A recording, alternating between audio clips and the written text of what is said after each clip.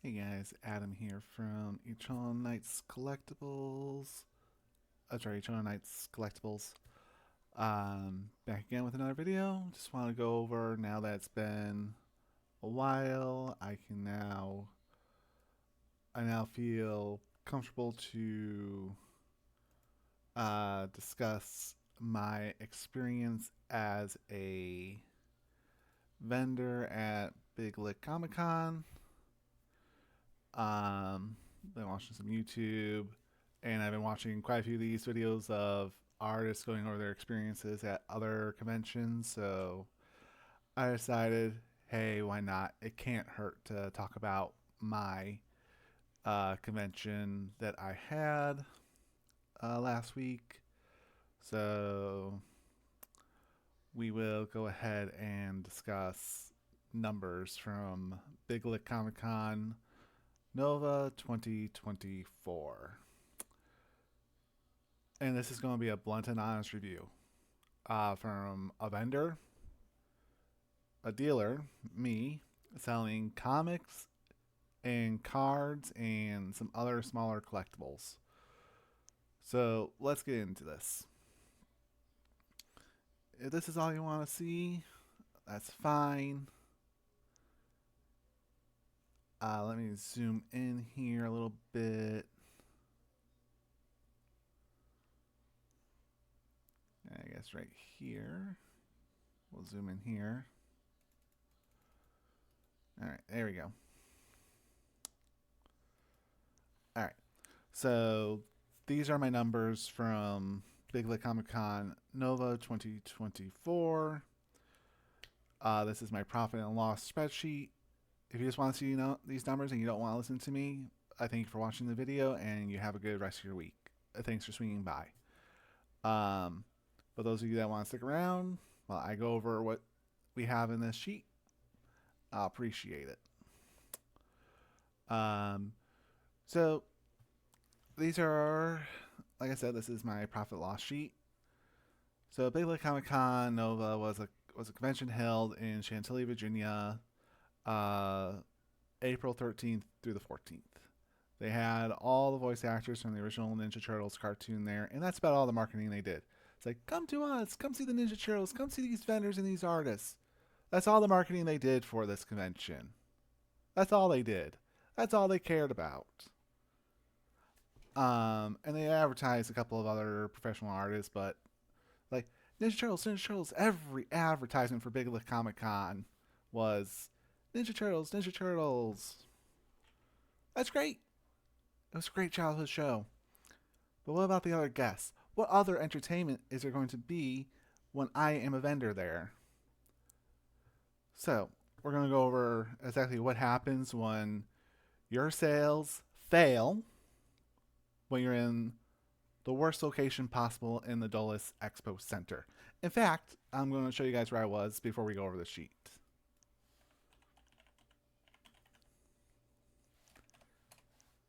All right, so Dulles Expo Center is a expo center. A lot of places have these. Really nice place. Really nice expo center, actually. It's a little older, but it gets the job done. Let's put it that way. It gets the job done. So we're going to go to floor plans here. And we're going to go into their overall floor plan that they have here.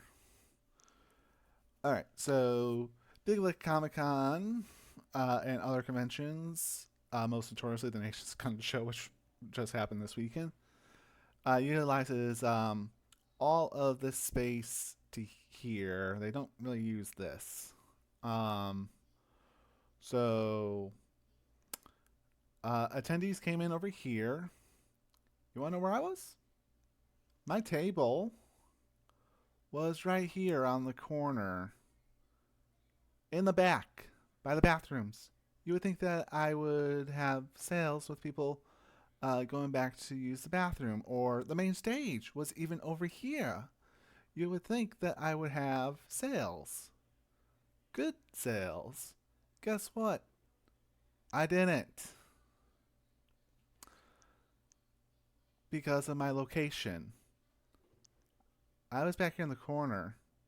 there were multiple larger comic book vendors here at the front, including my local comic book shop, Comic Logic.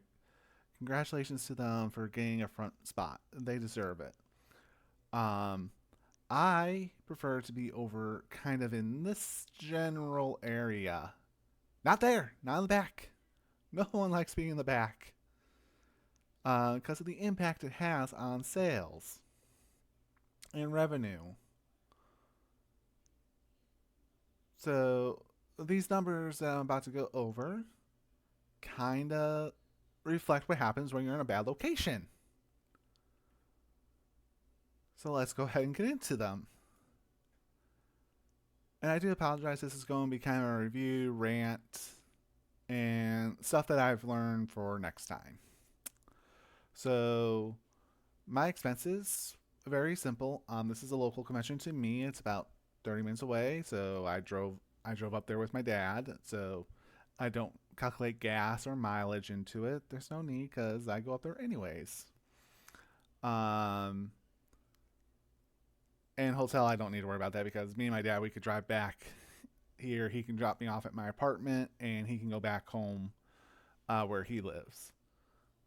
So the table fee for Big Lick Comic Con is about $270 for vendors. A table, one table for a vendor is $270. It's a little bit cheaper for artists. I also bought some new supplies here. Bought a small little shelving unit so I could better display some exclusive covers, and I had some Pokemon Gym badges as well, and I wanted something to display my signs a little bit better. Um, and that was about $188.55. Food, I'm only taking into account lunch. I'm not going to worry about dinner. I'm not going to worry about breakfast or dinner because that was outside the show. That was before and after the show. I'm not taking that into effect because this was a local show for me, not for many other people, but it was a local show. A lot of local vendors. Um, so food for lunch was only $47.86 for the whole weekend because we went to I had my dad pick us up some barbecue from Willer's Barbecue over there in Chantilly. Delicious. If you're ever in Chantilly, Virginia, and you're looking for a place to eat, go check out Willer's Barbecue. Delicious. Get the get the pulled pork sandwich with the BBQ sauce. Get yourself some cornbread. Get yourself some mac and cheese. Oh, it was delicious. I could go on all day talking about food, but this isn't a food channel. And then change was about $100. I put change as a expense because I had to withdraw it from an account, so it's kind of like an expense. You let me know in the comments. Do you consider change to be an expense, or you just consider it to be obviously it's a necessity, but do you consider it an expense, or it's just there because it's still technically your own money, but you're using it in a different way? Anyways, here I am counting it as an expense. So my total expenses when I added them up came out to be $606.41. Little pricey, but I did buy some new supplies, the table, and food and change because I'm using it as an expense. So in terms of sales, I use a Square point of sale card reader and POS app on my iPad. Cash I didn't really count accurately, but this number is pretty close to how much cash I had left, and it does include the change because then that change comes back to you, obviously. So at the end of the 2 day show, my cash was $312. You subtract $100 of that for the change. It was about $212 in cash revenue sales. And then card was only a mere $191. That brings us to the total of $503. Let's move over here to the revenue expenses and then the profit loss. So 503 minus 606, negative $103.41. Did I make money at this show? I made back table, but not every expense was paid for. I could take out the change and I could take out the food, show some profit, but we're not going to do that. So I lost $100+ at a local show. Uh, I didn't make profit. Uh, Location played a huge role. They put me, for whatever godforsaken reason, they put me in the back next to four artists. Uh, let's talk about the show's organization. Um, it felt like a flea market, to be honest. It didn't feel like a Comic Con. It felt like a flea market. That's what it was. It was just a flea market with the benefit of some voice actors from a childhood show being there, and some other artists and some other celebrity guests there. I understand this is only their third year, and they got the bigger Big Lick Comic Con in Roanoke, which is where their store is based. Um, but I was super disappointed. In general, I was disappointed in this. I went in with really high expectations because when I was at Fairfax Comic Con, I made $2,000 in 2 days. That's a shit ton of money made in 2 days. But guess what? I was not able to repeat that at this show. There's a lot of reasons for that. The main reason, victim of location. Even a couple of the owners from my local comic book shops, like, you're losing money because of your location. We're sorry. We hope you at least still have a decent show. And yeah, I mean, that's really all they can say, right? That's really all they can say.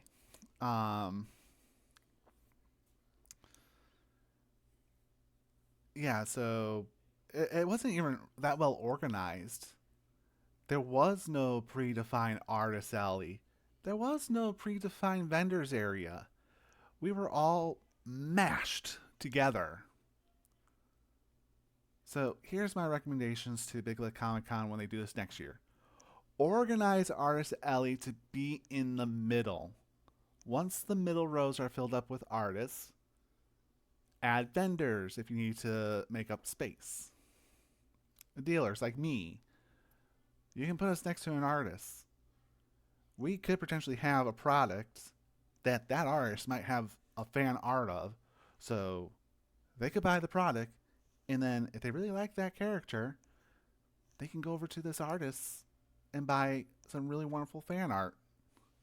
Um, and yeah, it was a disappoint. I was just very disappointed in the way they laid out the floor plan.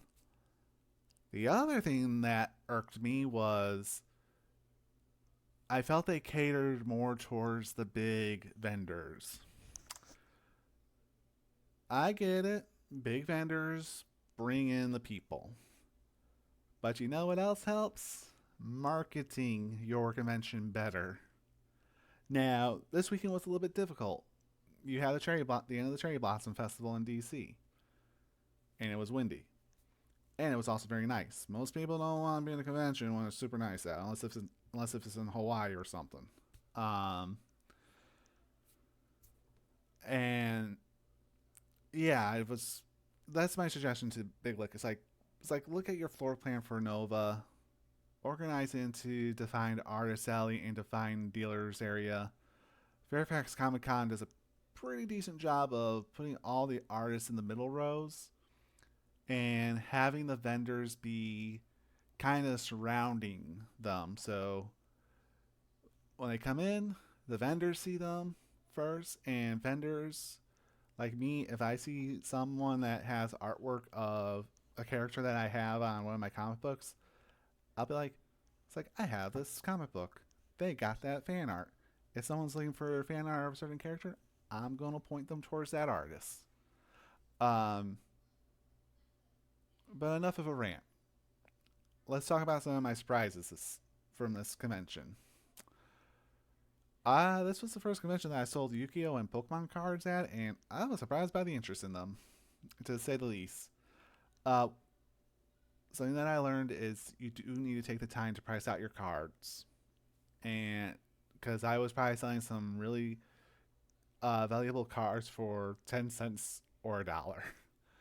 Um, so taking the time to go through your cards and organize them into pricing them all out and group them into $1 or $2 cards, yes, I think that would be a good idea. And I've learned that, and I'm going to use it at my next convention. Um, the same with the comic books. I sold so many version covers for $1 that were signed, and that was a mistake. I should have kept those at $30 each, but I didn't. I wanted them gone. How do you get rid of a lot of stuff really quick? Yeah, sell it for pennies, and that's kind of what I did. So I shot my own self in my foot. But I totally understand if I didn't have cheaper books, no one would buy anything, and this would be zero. And then I would just be really even more sad and frustrated than I already was. That I just wasted my entire weekend making no money, and my dad, who has other things that he has to do, uh, wasted time. Um, and one thing that I had to ask Big Lit Comic Con, was it necessary? Was it truly necessary to have two fudge places taking up a huge chunk of that floor space? Do you really need two fudge places? No, you do not. The other thing that irked me, why the hell was Verizon there? Were they a sponsor and that's why they were there? You do not need to bring in a conglomerate business like Verizon to be a vendor taking up a huge chunk of space. It takes away from other people that could have used that space. The next suggestion I have for Big Lick Comic Con, better advertisement of the Nova version of Big Lick. Get more people in there because there is a video out here. I'll pull up a video and I'll link it down in the description below for you guys. That kind of shows the here An artist. this guy Blerd Wood, local. Guess he lives in Richmond. He goes to GalaxyCon. He does some other conventions. Let's see here. All right, here we go. So the convention opened at 10. That's what it looked like most of the day and most of the weekend. Yeah, that was rough, to say the least. um, yeah, he kind of shares the same thing in there, and I have a comment down there of my thoughts. But again, it's not all Big Lick Comic Con's fault. Some of it's my fault for not pricing things properly, for making some comics way too cheap, and not having enough variety. The reason why I probably did so well at Fairfax Comic Con was probably because I had a huge variety of comics. I had 17 short boxes back then. I sold through a lot of those. So it's not entirely Big Lick's fault, but my location really hurt my sales. At this moment, I'm probably not going to do Big Lick Comic Con Nova again. Unless if I feel that I can do better. But at this moment, I don't know if I'll do it again. Because right now my answer is probably no.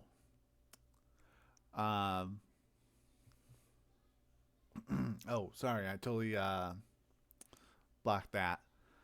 So that was a rant review of a vendor POV from a vendor that basically failed vendoring at a local convention. So what are some learning experiences that I took away from this? First and foremost, I'm going for my next convention, which is Comic Logic's LotCon, May 19th. I am going to track everything through the Square app, cash and card, just so I have a good idea of what a more accurate number. I'm also taking the time to recatalog all my books, find the keys, and price those keys. Um, and then the cards, I'm not going to get through all the cards, but I'm going to look at a handful of them and I'm going to figure out which ones are worth money, price them, put them into clear sleeves, top loaders, and team bags so I can put those in my little display case. Um, and market myself better as well. I am a horrible marketer. I rely too heavily on hoping that people will come to my table. That's not good. But anyways, this video has gone on for 21 minutes and a few seconds, so I'm going to wrap it up. If you made it this far, I appreciate it. Visit my online store, eternalnightscollectibles.com, and check out some stuff that I have for sale, for pre-order. I am going to put some stuff up there soon again. Right now, it's just a lot of pre-order product, back-to-school Pokemon stuff, and some Twilight Masquerade stuff. There are like 2 single cards that you can buy off of there right now. You can buy them off there, which I hope you do, because if they sell on eBay, I'm going to have to take them off of there. And right now, right now I have a sale on those 2 trading cards right now on my store. So if you're interested, check that out. It's a website that I'm still working on, but I do have some products there just to have it up there. But thank you guys for watching. Sorry for the rant. And subscribe to the channel for more. We got video ideas that I have. Got a bunch of bunny girls back there that I still need to unbox in videos. So thank you guys for watching. Y'all have a good week. Bye bye.